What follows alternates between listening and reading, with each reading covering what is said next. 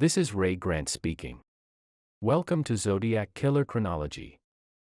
In this series of videos, I will walk the viewer through the Zodiac Killer case. This is Episode 1, the Cheri Bates Timeline. On Sunday, October 30, 1966, Cheri Bates attended 8 a.m. Mass with her father Joseph Bates at St. Catherine's Church at 7005 Brockton Avenue. At 9 a.m. she had breakfast with her dad at Sandy's restaurant in the Hardman Center at 5200 Arlington Avenue. As they arrived, a woman in a booth nearby was waiting for her order of French toast. Cheri and her dad arrived and sat down, ordered, ate breakfast, and left the restaurant while the lady still waited for her French toast. Cheri teased the lady throughout the time she was waiting, and her dad said the lady was getting pretty ticked off by the time they left. What this incident illustrates is that Cheri Bates was an outgoing person. She had been a cheerleader at Ramona High School, and she had already made many friends at Riverside City College. She was not a person who was likely to be inside a relatively small space like the RCC library for almost 3 hours without talking to someone, particularly if there were friends of hers present.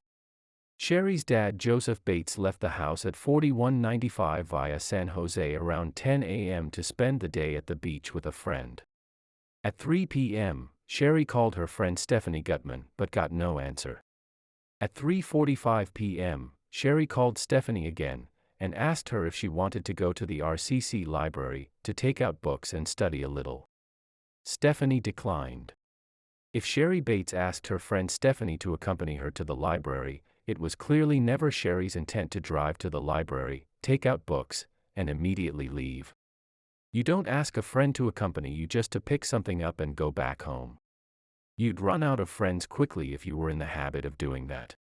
It was also never Cheri's intent to go to the library and bury her nose in a book, since she'd asked a friend to accompany her. Clearly, Cheri wanted to go to the RCC library to take out books, study, and socialize a little. After Stephanie declined the invitation, at around 4 p.m., Cheri Bates cooked herself a supper of roast beef, vegetables, and a glass of milk. This is coincidentally what was found in her stomach by the medical examiner during the autopsy the next day. If Cheri Bates chose to make herself supper between 4 p.m. and 5 p.m. that afternoon, she clearly intended to study in the library that evening.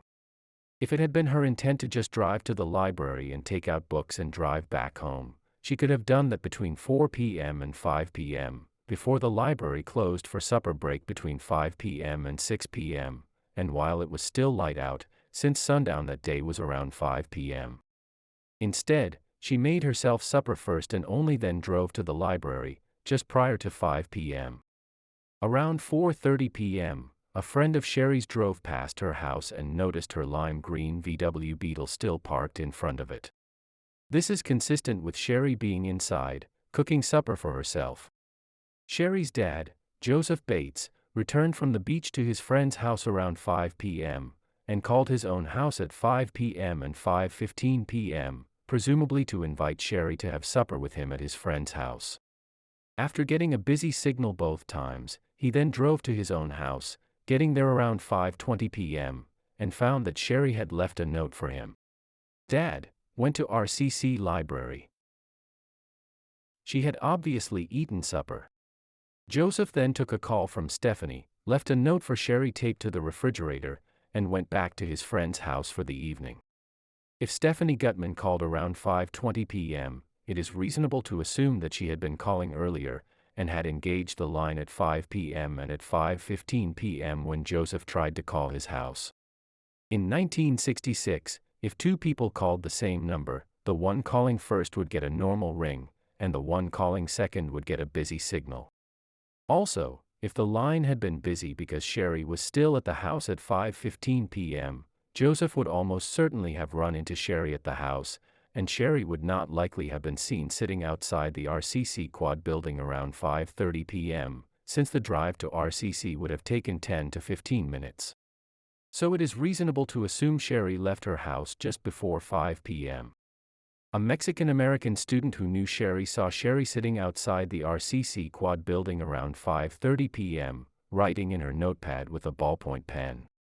Also around 5:30 p.m., Cheri Bates called her coworker Donna at the Riverside Bank and asked if she'd seen her bibliography. When Donna said she hadn't, Cheri said that now she'd have to start all over on her note cards. If Cheri was seen outside the Quad building around 5:30 p.m., it's likely she called Donna from a pay phone on the RCC campus.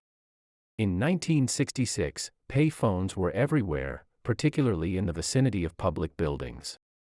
Since we know Cheri was seen by the Mexican-American student around 5:30 p.m., and she called Donna around 5:30 p.m., it is reasonable to assume that Cheri noticed that her bibliography was missing while she was writing in her notepad, and then got up and went to a payphone and called Donna. It is important to realize what the purpose of a bibliography was in 1966. A bibliography was a list of books, usually a page or two, that an instructor in a college course would distribute to a class, normally at the beginning of the course. The bibliography listed books that would be covered during the course. To use a bibliography, a student would take it to the campus library and look up the book titles in the card catalog. There were no computers in libraries back then. To look up a book, you had to go to the card catalog and pull out the various drawers and find the cards corresponding to each particular book. The card for each book would contain the classification code for the book, either in the Dewey Decimal System or the Library of Congress, which would allow the student to find the book on the shelves. In other words, if Cheri Bates didn't have her bibliography, she wouldn't have known which books to charge out.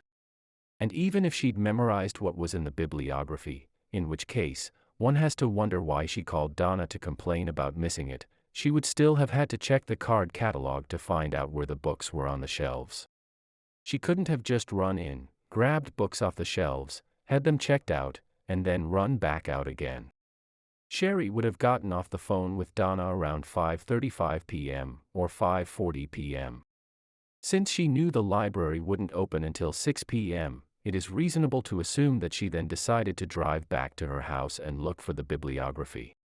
Since the drive was 10 to 15 minutes, if she left around 5:45 p.m., she would have gotten back to her house around 6 p.m. Since Cheri always studied in her bedroom at home, she would have walked in the front door and walked directly back to her bedroom. We know she must have found her bibliography, since when Joseph Bates returned to the house around midnight, he found the note he'd left for Cheri in the kitchen undisturbed.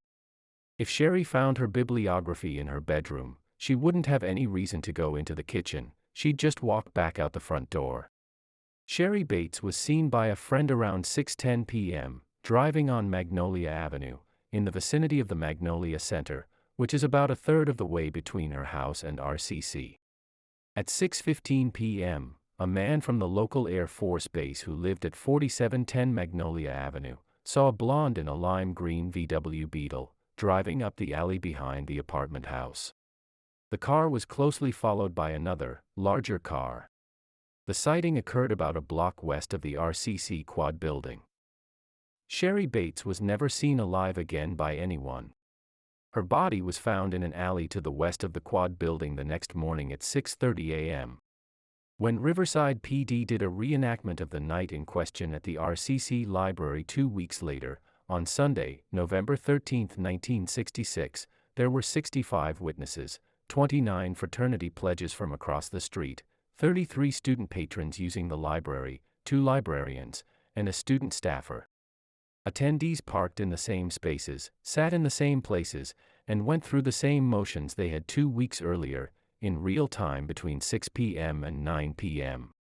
Riverside PD dressed a blonde co-ed in clothes similar to what Cheri wore that night in an effort to jog memories. The student staffer, who knew Cheri Bates, said he thought he might have seen her that night, or it might have been some other night he was thinking of. No one else reported seeing Cheri, or anyone who looked like Cheri. In addition to being outgoing herself, Cheri Bates was obviously someone who often appeared on other people's radar screens. She had 7 different encounters between 3:45 p.m. and 6:15 p.m. that afternoon. 1. She called Stephanie Gutman at 3:45 p.m. 2. Her car was seen parked outside her house at 4:30 p.m. 3. She left a note for her dad before she left the house just before 5 p.m. 4. She was seen sitting outside the Quad building around 5:30 p.m. 5. She called her coworker Donna around 5:30 p.m. 6. She was seen on Magnolia Avenue by a friend at 6:10 p.m. and 7. She was seen by the Air Force man in the alley at 6:15 p.m., even though she was technically alone during that 2.5-hour period. Since Cheri Bates clearly intended to spend the evening at the RCC library, and since she wasn't seen by anyone there, and since a car appeared to be following hers when she was last seen, it is reasonable to assume Cheri Bates was abducted after she parked her car, around 6:20 p.m. that night. Her car was found with the doors unlocked, the windows rolled down, her notepad and books on the front passenger seat, and the key in the ignition. Her fiancé Dennis Highland has said that Cheri was very proud of the car that she had purchased with her own money, and would never have left it in that condition voluntarily. Riverside PD did its reenactment 2 weeks later because they didn't know where Cheri Bates was after 6:15 p.m. that night. Then, when no one at the reenactment remembered seeing her, RPD realized she couldn't have been inside the library for 3 hours until it closed at 9 p.m. So Riverside PD came up with an alternative theory, that Cheri had run inside at 6 p.m. when the library opened, grabbed books off the shelves, checked them out, and run back outside. But the alternative doesn't make sense, either.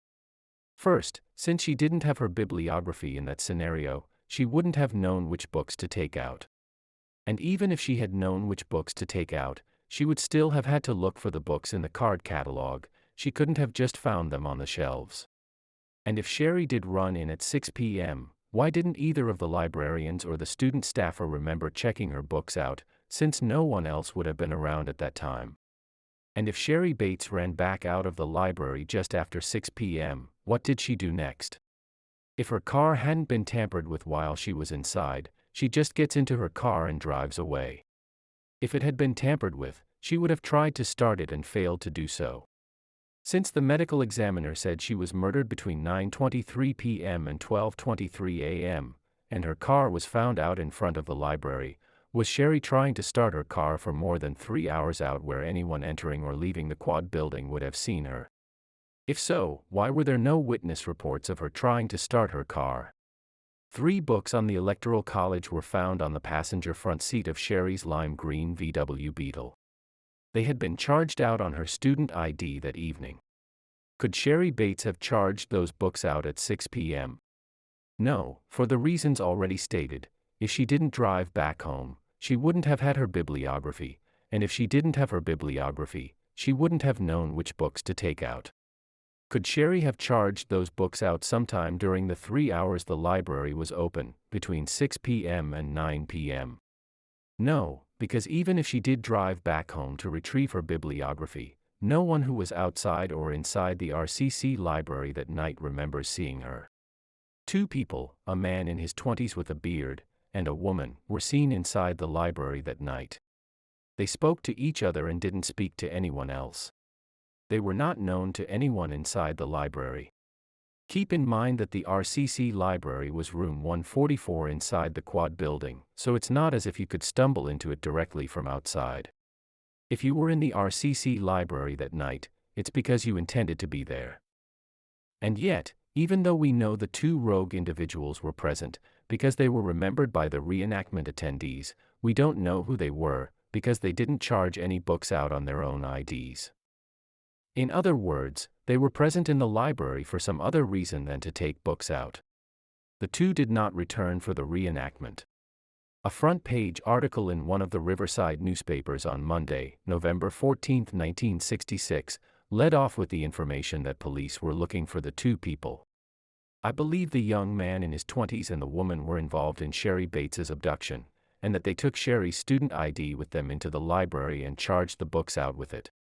I believe the woman charged the books out and waited for one of the adult librarians to do it, to minimize the chance of being challenged for using the ID, either because of the young men using an ID with the name Cheri, or because the student staffer could possibly know Cheri personally.